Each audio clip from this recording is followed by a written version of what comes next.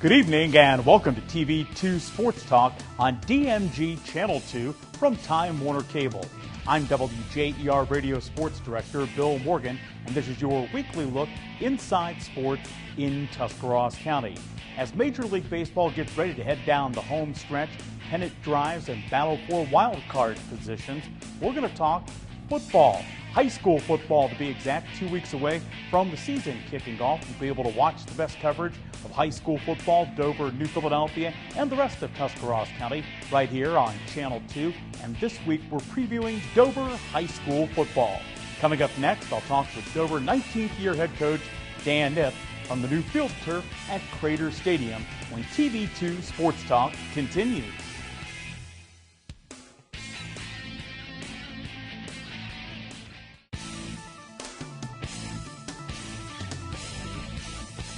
TV2 Sports Talk continues from the newly field-turfed Crater Stadium in Dover. I'm Bill Morgan. The Dover Tornadoes just 2 weeks away from kicking off the 2013 season, and happy to be joined by Dover coach Dan Niff. And coach, before we dive into 2013-2012, a great year for the Dover Tornado football program. You guys do something nobody in the history of this county has ever done. You go to the state semifinals. When you reflect back on last year, what were the things you, your coaching staff, and your players were most proud of? Well, the cohesiveness of the team, Bill, was one, and how they matured and grew over the year.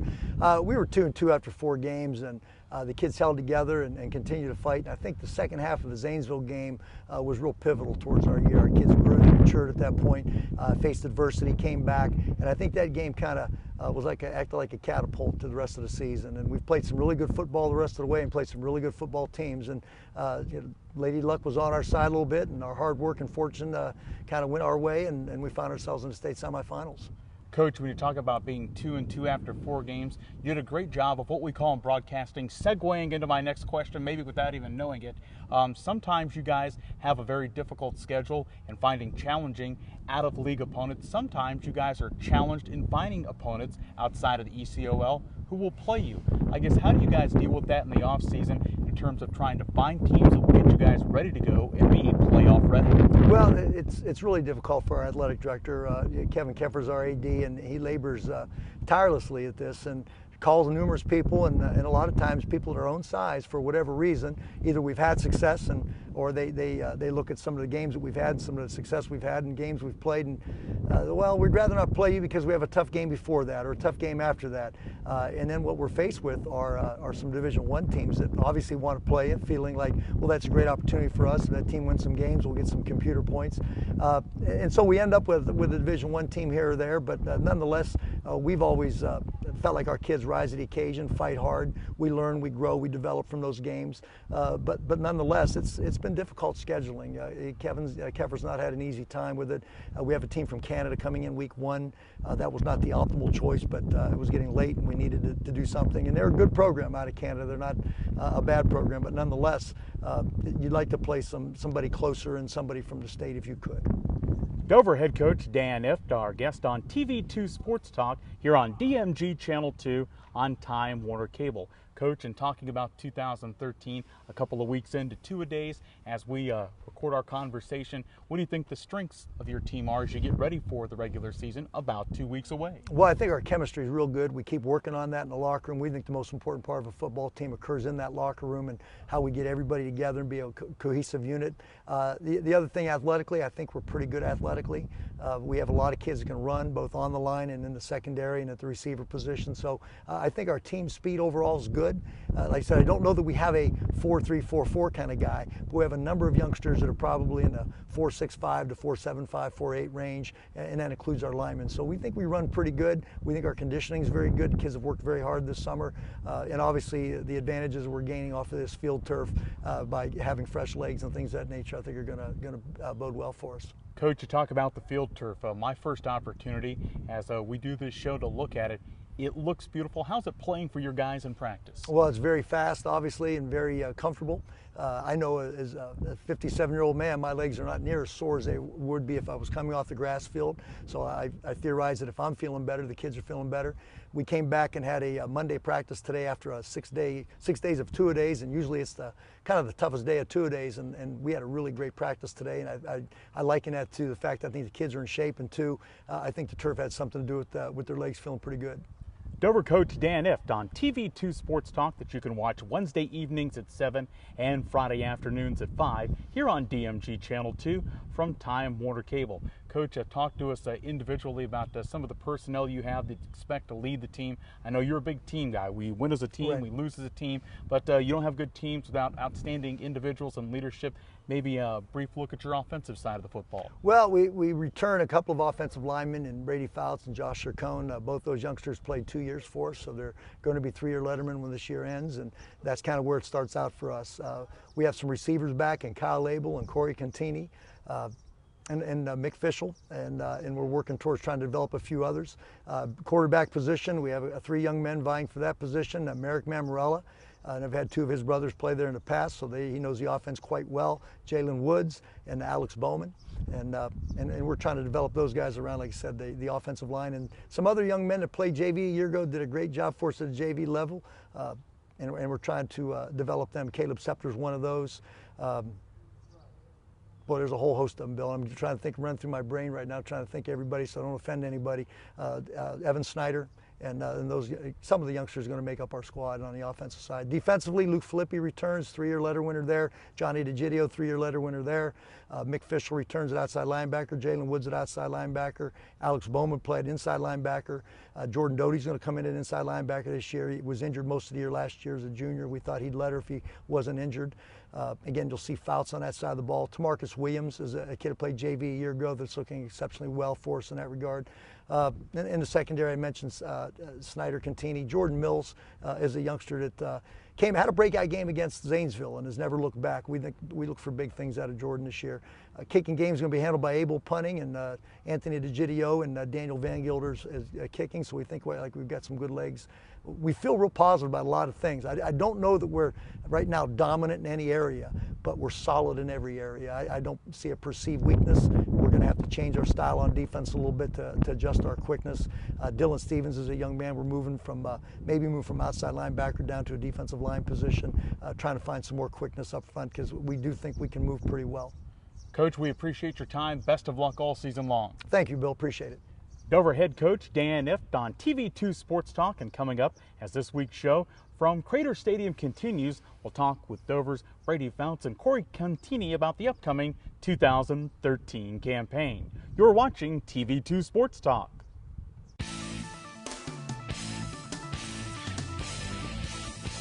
TV2 Sports Talk continues from Crater Stadium in Dover. On WJER Sports Director Bill Morgan. The Dover Tornadoes about 2 weeks away from kicking off the season as they'll play again to begin the campaign on a Thursday night. They will battle with Lorne Park out of Canada. You'll see that game here on Channel 2 and hear it on 1450 WJER. Happy to be joined by a couple of the Dover Tornadoes who are key to 2012 and Coach Ift believes will be key to 2013. Brady Fouts and Corey Contini. And we'll begin with you, Brady. I guess when you talk about the position you play, Corey here, he scores the touchdowns. We hear his name on the radio. He gets it in the Times Reporter. A lot of times that doesn't happen for you guys down in the blocks. I guess tell us what's that like and sort of what you guys hang your pride on in terms of getting the job done every Friday night. Well, Corey gets the glamour and the fame, but we're down in the trenches every play. And we take great pride in taking our offense down the field and getting the skill guys the ball. I mean, we take great pride in our quarterback's like our mom. We don't let anybody touch him, and we don't let anybody touch our people with the ball. We take great pride in that. Corey, when we talk about your role on this football team, it was a role you didn't get to play for a large part of that state semifinal game against St. Vincent St. Mary. You got injured early on. How difficult was it for you to be on the sideline when your team certainly needed you out there? It was definitely pretty tough, with them out on the field without me being there. I wanted to be in there, but I just couldn't do it. But it's something I had to go through, and this season I'm just ready to get back at it, hopefully, and make it to the state semifinals again and maybe even farther. Corey, when we talk about the success that the team and yourself had last year, you're a 10th grader. Certainly from time to time here in Tornado Country, people get to start in the 10th grade, but it doesn't happen a lot. I guess what kind of pressure, if any, did you feel at the beginning of the season, and what was that like at the end of the campaign when you had clearly really worked your way into that role? Well, start of summer last year, I came into the season not really knowing what my role was going to be on the team, and Coach Jones and Coach If showed some confidence in me and put me in there with the first group. And I don't know, basically from there, first game I was definitely nervous, but after that, got my feet underneath me, and Mason and I really started to click at the end of the year, and I just felt really comfortable with the offense. Talking with Corey Contini and Brady Fouts, two of the Dover football players getting ready for the 2013 campaign.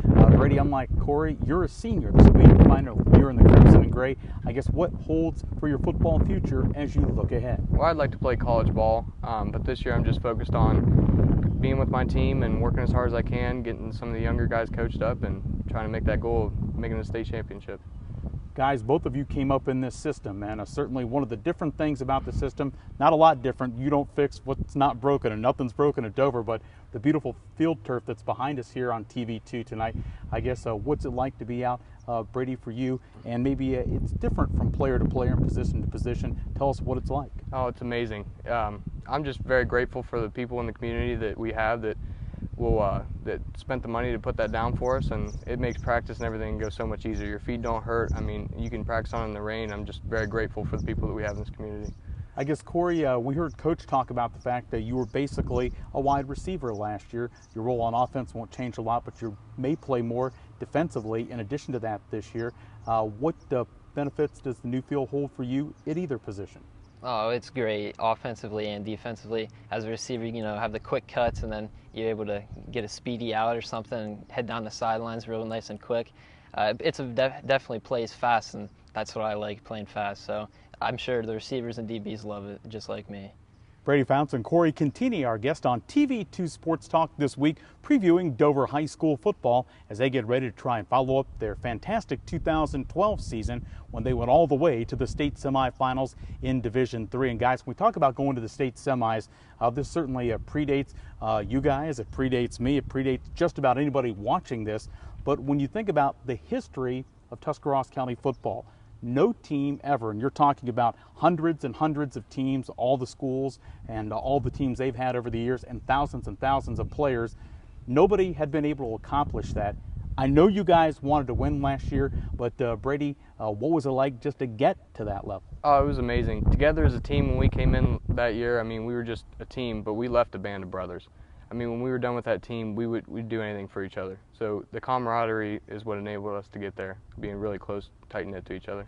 Corey, we heard you mention a couple of minutes ago about, you'd like to get back to the state semifinals, but you'd like to take that next step. What has Coach talked about, whether it's been Coach Ift or Coach Jones or any of the great coaches on this staff, that you guys have to be better at this year to have another opportunity at that level? Well, we need to have great team chemistry again like last year, and hopefully even a little better. And then it's also just the little things like nice routes and the quarterback's hitting you nice and quick on them, or defensively reading your keys a little better, something like that. Just the little things hopefully will get us to the next level.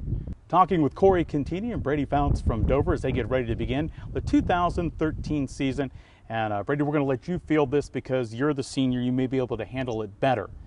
When Coach Ift maybe is in the coach's office and you guys are in the locker room after a hard practice like today, who quietly will do the best Coach Ift impersonation on the team? I don't know if I really want to say that because I think he might be a little upset, but no, nobody does any impersonations. We know he's a great coach, and we're all pretty whipped after practice, so we got to get our ice baths and recover our body and get ready for the next day.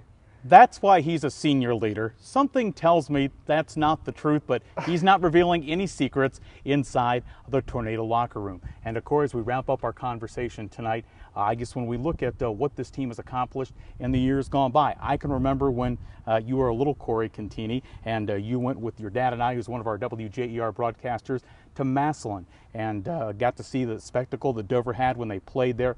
How long had you wanted to play at this varsity level for this team? No, I've always wanted to play varsity football, coming coming in as a little kid to the stadium and watching the great wide receivers, Daniel Wave, Dean Drabcho, and all those guys. I know I'm leaving some people out, but it's just great playing here Friday nights. The atmosphere is incredible, and I just love it Friday nights and Thursday nights in Dover. It's a great experience. Corey Contini and Brady Founts, our guest on TV2 Sports Talk, and as this week's show continues, we're going to talk with a couple of the gentlemen who helped to make our broadcast possible on 1450 WJER Radio. Willie Grove, our play-by-play voice of the Tornadoes, and Corey's dad, Jim Contini, who's our color analyst for Dover High School football games on the road, and he's the public address announcer right here at Cradier Stadium. All that and more on the way when TV2 Sports Talk continues. You're watching TV2 Sports Talk on your home for local sports, DMG Channel 2 on Time Warner Cable. Time to continue talking high school football. Our focus this week, the Dover Tornadoes, who are 2 weeks away from kicking off the season, and a game that you'll see right here on Channel 2 with Scott Robinson calling the play-by-play as they take on Lauren Park out of Canada. More on that coming up in a moment. Time now to talk Dover High School football with a pair of WJER radio voices of the Tornadoes, Willie Grove, our Dover play-by-play voice, and Jim Contini, who's both our WJER color analyst as well as the public address voice at Cradier Stadium. Willie, we'll start with you when you talk about the Dover Tornadoes and really the evolution of this program under Dan Ift. Dover's always been good in football, everybody knows that, but since Coach Ift has been here nearly 2 decades now, we've seen a team that goes from winning league championships and qualifying for the playoffs to a team that makes deep runs, see the state semifinals in the playoffs. Tell us about those evolutions and positive changes. You know, Bill, it's been 21 years now that I began doing games with WJR. Before that, we did some TV games. And what a progression. I mean, we've seen it in the county. I mean, you go back to 1976, New Philadelphia, the first school ever to qualify for a tournament game or a playoff game in the area. It was a big deal just to qualify. And then all of a sudden, Dover starts qualifying, but then they have trouble getting past that first game. And so when we talk about a progression, the program has really come about by working during the off season. The coaching staff has been built around Dan Ift, and now not just qualifying for the playoffs. You almost expect the Dover Tornadoes to be in the playoffs every year, which I think the Dover fans are probably spoiled by that fact because a lot of teams still want to get to the playoffs and are unsuccessful at that. But now it's let's go ahead and let's get to the state. So that would be the ultimate goal at this point, and to win the state, not just to get there, but it's a tough thing to do year in, year out to get into those regional finals that Dover's gotten to, and then all of a sudden maybe come up with the big win to propel them into the Final Four. Jim, when we talk about this team maybe making another deep run this year, earlier in the show we had a chance to sit down with a couple of Dover players, one, your son Corey, and they talked about wanting not to just get back to the state semifinals, but to have a chance at that D3 state title. I guess although it's not necessarily glory and glamour and headlines in terms of the offensive and defensive lines, Dover's got some great talent they've got to replace there this year. You're exactly right, Bill. Last year defensively for the Tornadoes, Demetrius Farmer, Jason Klinker, Alla Morris presented a very formidable front three on that defensive line. And unfortunately, fortunately for them, unfortunately for us, they've graduated. So that line's going to have to be filled by Luke Filippi this year. Luke saw a lot of action, was a starter last year for the Tornadoes. A couple juniors, Tamarcus Williams, as well as Jake Armstrong they're gonna see some time at defensive end.